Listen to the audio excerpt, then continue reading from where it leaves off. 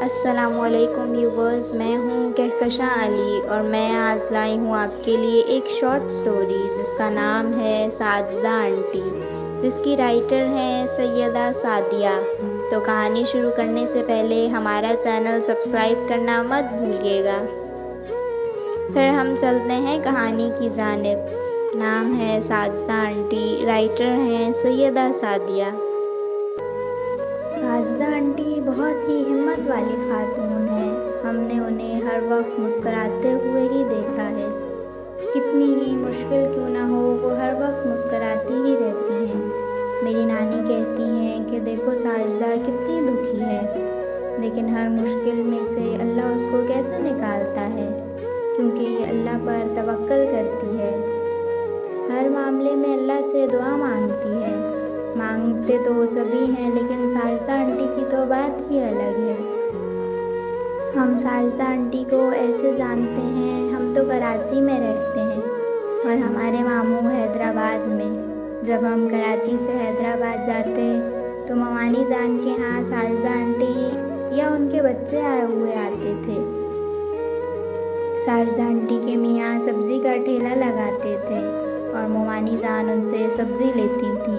جب وہ اپنی فیملی کو حیدرآباد لے کر گئے تو ممانی جان، جو بڑی خدا ترس خاتون ہیں، جو ہمارے پاپا کی سگی خالہ ہیں، اس طرح ہماری دادی بھی تو ساجدہ آنٹی کے شوہر نے ساجدہ آنٹی اور اپنے بچوں کو ممانی جان کے ہاں بھیجا کہ تم وہاں چلی جایا کرو۔ اس طرح وہ ممانی جان کے ہاں آنے جانے لگی، وہ کہانی بتاتے ہوئے کہ کس طرح ان کی شادی ان کے شوہر سے ہوئی۔ وہ کہتی ہیں کہ ان کے شوہر جو ان سے بہت بڑے تھے، ان کا رشتہ پہلے ان کی بہن کے لیے آیا تھا۔ اب جو ان کی بہن نے دیکھا تو بڑا واویلا مچایا کہ میں اس بڈھے سے شادی نہیں کروں گی۔ اب لوگوں نے ان کو بہت سمجھایا، لیکن وہ نہ مانی کہ مجھ سے بڑی تو ساجدہ ہے، اس کی پہلے کرو۔ اب سب کا رخ میری طرف ہو گیا۔ میں نے بہت شور مچایا، لیکن میری ایک نہ سنی گئی اور میری شادی ان سے کر دی گئی۔ لیکن میں بھی اڑ گئی کہ میں نہیں جاؤں گی۔ میں نہیں گئی اور 6 مہینے تک نہیں گئی۔ لوگوں نے بہت سمجھایا، پھر میں 6 مہینے بعد ان کے گھر گئی۔ یہ بڑے سخت تھے، بات بات پر مارنے کے لیے اینٹ اٹھا لیتے اور میں بھاگ کر آپا ممانی جان کے ہاں آ جاتی۔ پھر آپا نے ان کو کہا کہ اب تم مارنا نہیں اور آرام سے سمجھایا کرو، اور میرے میاں جو آپا کا بڑا احترام کرتے تھے مان گئے، پھر نہیں مارا۔ میرے 4 بچے حیدرآباد میں ہوئے۔ آپا نے بڑا خیال رکھا، وہ ہر طرح سے ہماری مدد کرتی تھیں۔ میں ان کو اپنی بڑی بہن سمجھتی تھی، اپنی سگی سمجھتی تھی، جو آج بھی سمجھتی ہوں۔ پھر ہم کراچی کے لیے آ گئے کیونکہ بچے بڑے ہو رہے ہیں اور صرف سبزی سے گزارا ہونا مشکل ہو رہا تھا۔ خیر کراچی آ کر میرے شوہر نے مستری کا کام شروع کیا۔ وہ اچھا کمانے لگے۔ میرے 3 بچے یہاں کراچی میں ہوئے۔ ہم اچھی زندگی گزارنے لگے۔ پھر اچانک ایک دھچکا لگا کہ میرے شوہر کا انتقال ہو گیا۔ اب ہم کڑی دھوپ میں آ گئے۔ ایسے میں آپا نے ہمارا بڑا ساتھ دیا، کیونکہ میں نے ان سے یہاں آ کر بھی رابطہ نہیں توڑا تھا۔ جب میرے شوہر کا انتقال ہوا تو میرا چھوٹا بیٹا اس حقیقت کو قبول کرنے کو تیار نہ تھا۔ وہ بری طرح سے رو رہا تھا کہ میرے ابا نہیں گئے، اور جب ان کو دفنایا گیا تو کہتا تھا کہ یہ زندہ ہیں، ان کو نکالو۔ ہم اس کو ہر طرح سمجھاتے کہ ان کا انتقال ہو گیا ہے، لیکن وہ نہیں مانا اور وہ کر دیا کہ ہم سب حیران رہ گئے۔ جب رات ہو گئی تو وہ چپکے سے اٹھا اور قبرستان جو قریب ہی تھا وہاں جا کر قبر کھودنے شروع ہو گیا۔ اس ٹھک ٹھک کی آواز سے گورکن بھاگ آیا اور جب اس نے دیکھا تو وہ حیران ہی رہ گیا۔ قبر کی ایک سل بھی ہٹا لی گئی تھی۔ اس نے بھاگ کر آ کر میرے بیٹے کو پیچھے کیا اور سل واپس رکھ دی اور اس کو لے کر ہمارے گھر آیا، کیونکہ قبرستان ہمارے گھر کے راستے میں تھا اور گھر سے قریب تھا، اسی لیے وہ ہمارے گھر لے آیا۔ وہ ہمارے گھر کا پتہ جانتا تھا، اسی لیے اس بچے کو ہمارے گھر لے آیا۔ اب ہم اس بچے سے پوچھ رہے تھے کہ تم نے یہ کیوں کیا؟ وہ گمسم تھا، کچھ بولتا ہی نہیں تھا، وہ بہت پریشان تھا۔ اس نے کھانا کھایا، پھر وہ ایسے ہو گیا کہ اس کو نہ کپڑے بدلنے کا ہوش تھا نہ کھانا کھانے کا۔ وہ ایب نارمل ہو گیا، وہ اپنے آپے میں نہیں تھا کہ کیا کر رہا ہے۔ ایک دن وہ پورے کپڑے اتار کر آ گیا۔ میں نے سوچا کہ اس کو اب گھر میں رکھنا ٹھیک نہیں، اس کو ایدی سینٹر بھجوانا ہوگا۔ میں یہ سوچ کر کیسے لے کر جاؤں گی، یہی سوچتے میری آنکھ لگ گئی۔ ایک زور کی چیخ پر میری آنکھ کھلی تو دیکھا میری بیٹی بھاگ رہی ہے اور میرا وہ بیٹا ایک ٹوٹا شیشہ ہاتھ میں لیے اس کو مارنے کے لیے اس کے پیچھے بھاگ رہا ہے۔ میں نے اپنی بیٹی کو اسٹور میں چھپا دیا اور اسی وقت محلے کے لڑکوں کو بلا کر اس کو لے کر ایدی سینٹر چلی گئی اور اس کو وہاں داخل کروا دیا۔ یہ سب کر کے میرا دل خون کے آنسو رو رہا تھا۔ میرا سب سے خوبصورت اور ہونہار بیٹا ایسا ہو گیا۔ وہ سب سے زیادہ اپنی بہنوں اور میرا خیال کرتا تھا۔ خیر، اللہ کی رضا میں راضی تھی۔ اگلے ہی دن وہ پھر آ گیا، میں پھر لے گئی۔ اس طرح کئی دن چلتا رہا، اور جب میں ان پہرے داروں سے کہتی کہ وہ کیوں آنے دیتے ہیں تو وہ کہتے کہ ان کو بھی پتہ نہیں چلتا۔ پھر وہ ایدی سینٹر سے بھی غائب ہو گیا، نہ ہمارے گھر آیا۔ پھر ایک دن وہ پھر آیا۔ میں نے کہا کیوں آ جاتا ہے؟ پھر وہ دن اور آج کا دن وہ نہیں آیا۔ اس بات کو 18-20 سال گزر گئے، اس کے بعد وہ نہیں آیا۔ مجھے ابھی بھی لگتا ہے کہ وہ آ جائے گا اور بالکل ٹھیک ہوگا۔ ایک دفعہ میرے بڑے بیٹے کے دوست نے کہا کہ خالہ، وہ اب ایدی سینٹر کے بچوں کو سپارہ پڑھاتا ہے، وہ ٹھیک ہو گیا ہے۔ میں وہاں گئی لیکن مجھے وہ نہیں ملا۔ کیا پتہ اس نے مجھے تسلی دینے کے لیے جھوٹ بولا ہو تاکہ میرا دل پرسکون ہو جائے، کیونکہ اگر وہ ٹھیک ہو جاتا تو میرے پاس ضرور آتا۔ خیر، میری بیٹیاں 5 تھیں۔ ان میں سے سب سے بڑی بیٹی کے لیے بڑے اچھے لوگ آ گئے۔ لڑکا بہت اچھا تھا، PIA میں تھا۔ میں نے اس کی شادی کر دی۔ اب داماد بہت اچھا ثابت ہوا۔ خیال کرتے تھے میرے شوہر کی پہلی بیوی کے بھانجے تھے۔ اب میری دوسری بیٹی کا بھی رشتہ آ گیا۔ لڑکا باہر تھا، اس کی بھی کر دی۔ ایک دن میرے تیسرے نمبر والی بیٹی کی طبیعت خراب ہو گئی۔ پھر دن گزر گئے اور اس کی طبیعت خراب سے خراب ہوتی گئی۔ ایک وقت ایسا آیا کہ ڈاکٹر نے کہہ دیا کہ اس کے دانت گر گئے، اس کے بال ختم ہو گئے۔ جنا ہاسپٹل میں میڈیکل اسٹوڈنٹ کے تجربات شروع ہو گئے۔ جب کچھ نہ بچا تو جواب دے دیا۔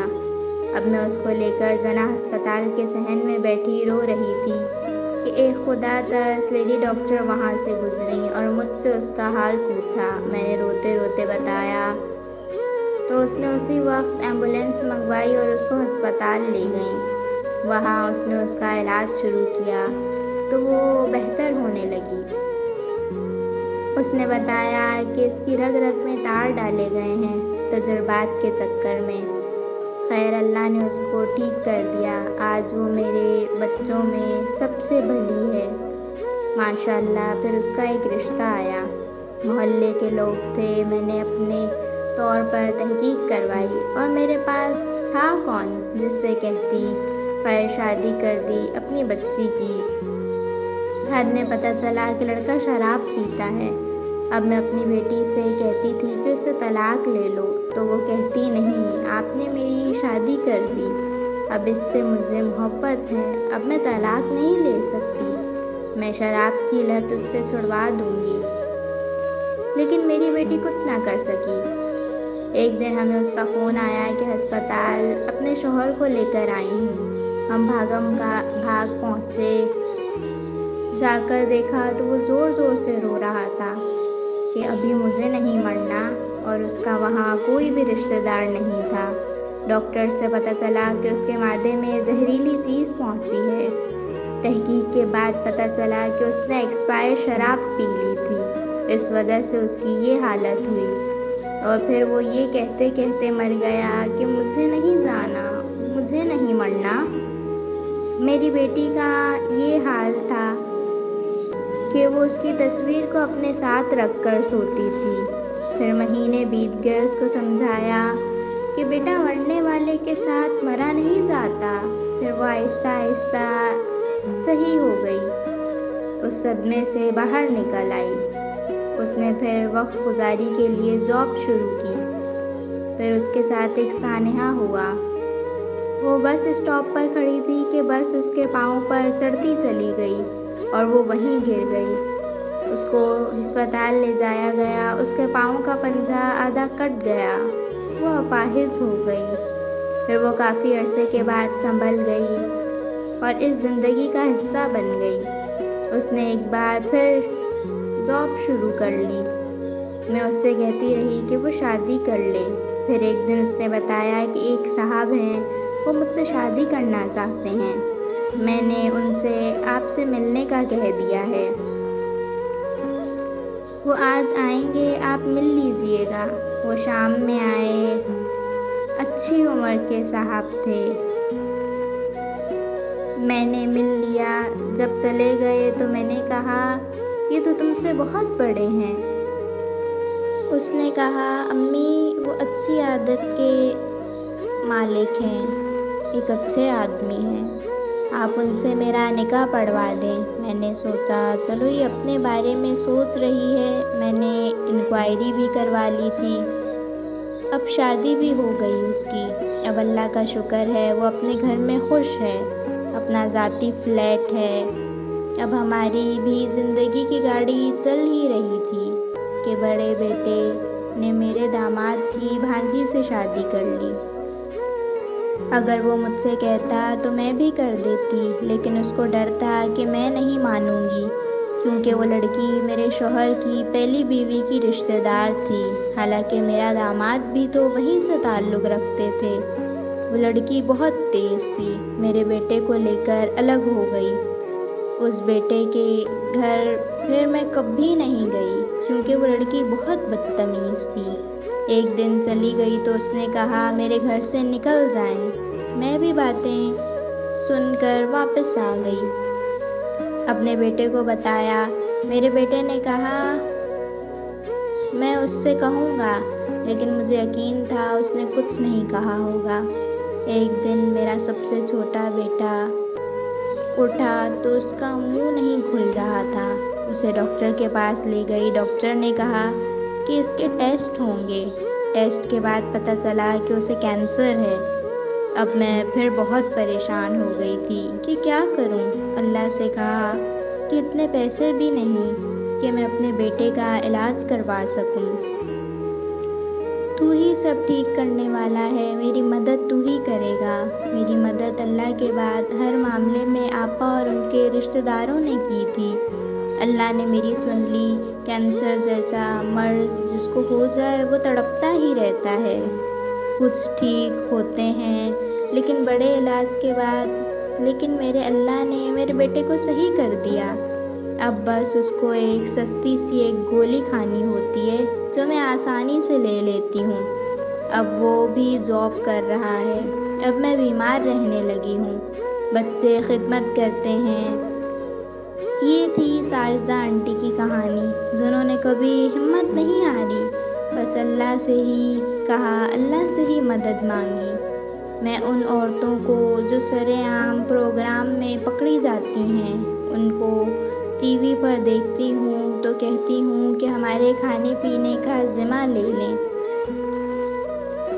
ہم برا کام چھوڑ دیں گے۔ میں سوچتی ہوں ساجدہ آنٹی نے برے سے برے حالات کا سامنا کیا لیکن ہمت نہیں ہاری۔ اس عورت کو سلام، ہم سب ہی ان کی تعریف کرتے ہیں۔ حالات کا ڈٹ کر مقابلہ کیا انہوں نے۔ جی تو لسنرز، کیسی لگی آپ کو یہ شارٹ سٹوری؟ کمنٹس میں ہمیں اپنی رائے سے آگاہ ضرور کیجیے گا۔ چینل کو سبسکرائب کرنا مت بھولیے گا۔ اگلی کہانی کے ساتھ جلد واپس آؤں گی۔ شکریہ۔